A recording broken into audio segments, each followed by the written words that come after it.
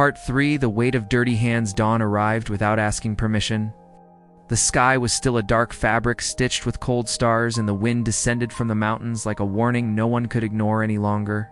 It carried ancient ashes, the dust of ruins, and the metallic smell of recent destruction. It was the kind of wind that not only chilled the skin but also stirred memories. Aiden, still with his old cloak and refugee clothes and uncut hair, had awakened. Sitting on an uneven rock, he kept his back straight and his gaze alert, while sliding a short blade against a whetstone. The sound of metal was low, constant, almost meditative. There was no hurry. Every movement was calculated, as if time obeyed his breathing. That blade had been with him since before the world broke. It wasn't the prettiest, nor the newest, but it had survived alongside him. There was something symbolic about it. Like Aiden, the weapon bore marks, flaws, and scars, and yet it remained functional. A few meters away, Cael slept poorly. His body shifted under the makeshift blanket, his shoulders tense, his breathing irregular. Even unconscious, he seemed prepared to flee or fight. The fire that had forged him still burned inside, restless, untamed. Aiden watched in silence, recognized that state with painful precision. It wasn't fear, it wasn't weakness. It was forced adaptation. When someone is pushed out of the world they knew, the body learns before the mind. And that learning always exacts a price. The attack came just before sunrise. There were no shouts, no gunshots echoing off the stones, just the dry crack of rocks being displaced and the wrong sound of footsteps trying to be invisible. Kind of mistake only someone who has survived too much learns to perceive. Aiden felt it first. His body reacted before the thought could even form. His muscles tensed, his breathing changed, and he rose in a single, silent, potentially lethal motion. "Cael, now," he whispered, without turning his head. The boy awoke in the same instant. He rolled back as he had been trained, seeking natural cover among the rocks. The fear was still there, but it didn't paralyze him. When the first shadow emerged from among the boulders, Aiden was already moving. The attacker came quickly, too confident. He wielded an improvised blade, made to wound, not to truly fight. He believed in the advantage of surprise, didn't even have time to understand his mistake. Aiden moved into the range of the strike. He didn't retreat. He deflected the attack with his forearm absorbing the impact and pivoted his body in a short, precise motion. He used the enemy's own momentum against him, sharp blow to the knee. The crack of breaking bone echoed in the cold air. The man fell screaming. The sound was cut off when Aiden pinned him to the ground, pressing a knee against his chest. There was no anger on his face, only focus. Like someone solving an inevitable problem, he didn't stop.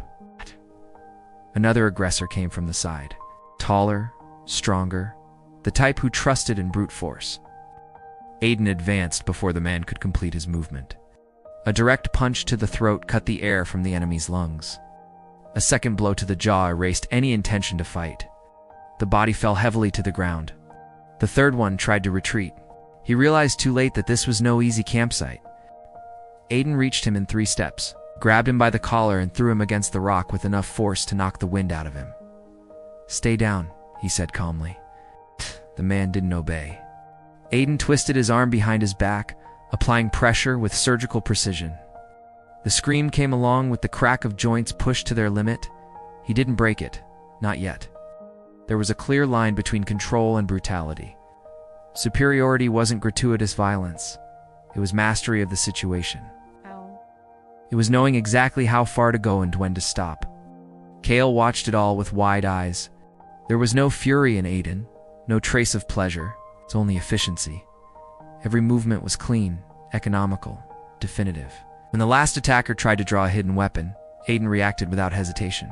A short motion, a precise blow to the wrist. The weapon fell before it could even be wielded.